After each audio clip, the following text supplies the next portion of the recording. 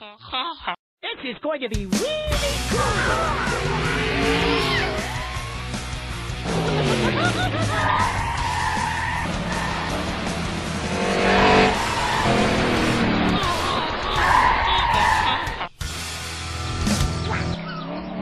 If we took a step back and looked at the bigger picture, we'd see a global civilization created by the human mind.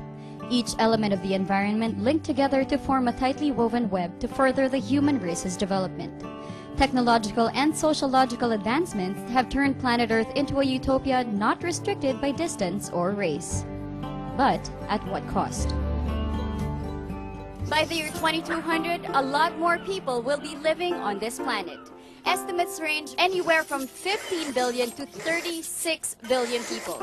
And of course, one has to ask, where will these people live? And how will these people live?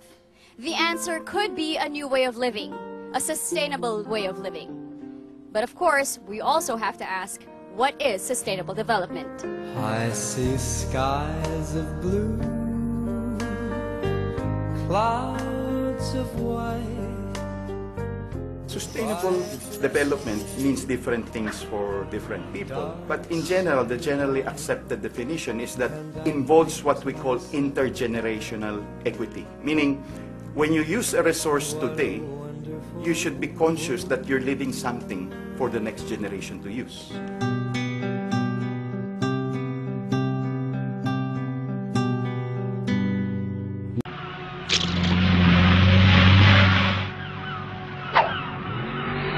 Can further economic development and environmental awareness actually coexist?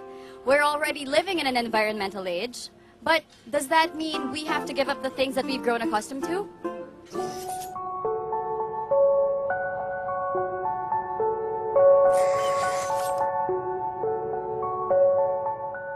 In the Philippines alone, we are 90 million people. And if the average household has 5 family members, it means that we have about 18 million cell phones. No? And if each cell phone requires 5 watts of electricity to power it, then it means we need 90 megawatts of electricity just to charge your cell phones. Unfortunately, the most available, readily available and cheapest source of electricity is still coal, which in turn produce greenhouse gases, which exacerbates all other environmental problems.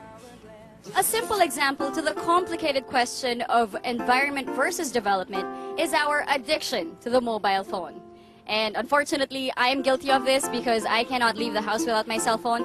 But if you think about it, just a few years ago, people just relied on being on time to meet someone. So, if you also think about it, if you break down the parts of a cell phone, you get nickel and tin, 2 of the most mineable resources here in this country. And of course, we have all been taught that mining is bad, but is there such a thing as sustainable mining? Nickel is very important in many aspects of human life, including iron. Almost all activity of the human being, we are using nickel and iron. Nickel is being used to produce cars, appliances, to avoid corrosion, to avoid rust. Definitely, it is a part of life. Bago nagkaroon ng tinatawag nating laws sa mining, noong 1960s, wala pang mga environmentalism dyan. Ang laging ginagawa ay pinapabayaan lang ang isang area pag natapos ang mining. Ngayon, with the existing laws, hindi pwedeng gawin ng ganon, kundi kailangan mong isole sa dating condition yung isang area. Patapos ang mining, kailangan kung ano yung condition niya, ganon pa rin ang mangyayari.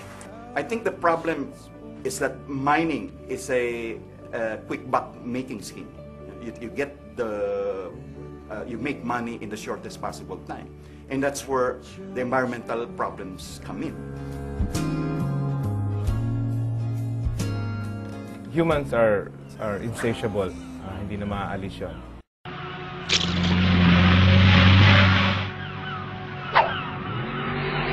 I think nowadays it's always a balance between the old and the new, between what works before and what is working right now. Now we are starting to look at how the people lived before and why did they survive. I think to keep the balance is that I think we have to go back to our communities and really go back to the traditions. These are the traditions that made us as human beings, as a person,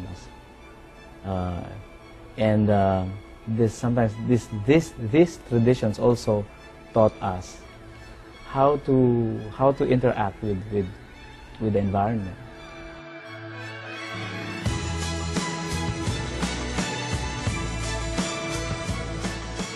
I think we still have a lot to do in terms of environmental concerns and protection. And I'm talking here about the daily environmental conservation we need to do. For example, in the homes, how water smart and environmentally smart are the homes today? How many things do we segregate? Do we limit water use, for example, because in the future there will not be enough for everyone. The forests, anyway, are like a womb of our biodiversity. There's so many species living around the soil area near the roots, the barks, the trees, the birds.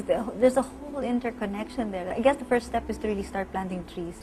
We don't have to wait for a perfect government, a perfect economy.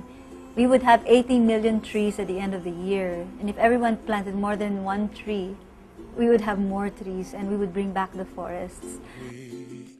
If you want to enjoy the river, we have to take care of the river. We have to, huwag tayong magtatapon ng basura doon so that pwede tayong maligo, pwede tayong kumuha ng tubig. These are things na sabihin natin siguro madaling sabihin pero minsan mahirap din talaga gawin because we have to put it in our conscious. It has to be cultural Ibig sabihin, it has to go to our system, to our way of life Because if it's not in our way of life, parang makakalimutan din natin Gagawin natin ngayon, bukas hindi na.